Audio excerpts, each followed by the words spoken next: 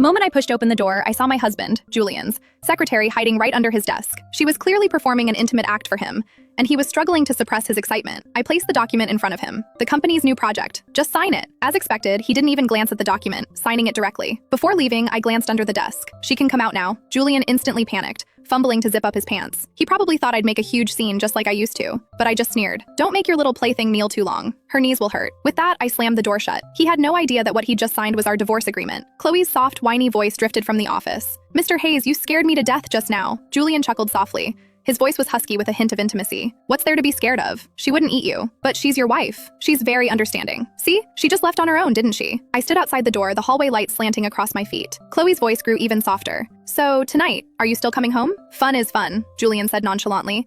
But home is still home, Chloe giggled. Mr. Hayes, anything she can do, I can do too. Was I not pleasing you just now? You're different from her, he replied lazily. She's stubborn as a mule, but she can't leave me. You know how much trouble she caused with her family back then just to marry me? If I don't go home, would any of you little darlings out here even have a life? He spoke of heavy past events as if whispering sweet nothings. Chloe's voice turned syrupy. So, do you like her that way? Seemingly arrogant, but actually pathetic. The air went quiet for 2 seconds. Then I heard Julian let out a faint laugh, retorting, What do you think? I think... Chloe didn't finish her sentence, because I pushed the door open. Both people in the office froze simultaneously. Chloe was half sitting on Julian's desk. Julian was leaning back in his chair, his shirt collar open. He paused, startled to see me, then raised an eyebrow. Forget something? I didn't speak, walking straight to the coffee table. My car keys were indeed left there. I picked up the keys, turning to leave. Ilara. Julian stood up, walking around the desk towards me. His arms were already wrapped around my waist. At the company, he was always like this. He never stinted on his favored physical gestures. I gently pulled away. After being entangled with his mistress, he reeked of a woman's perfume. The exact same scent as the bottle on my vanity. He'd given it to me last month, claiming it was one of a kind and perfect for me. Now, thinking about it, he'd probably bought them in bulk. I'll be home for dinner tonight. His voice carried that familiar gentleness. What do you want to eat? I'll cook myself,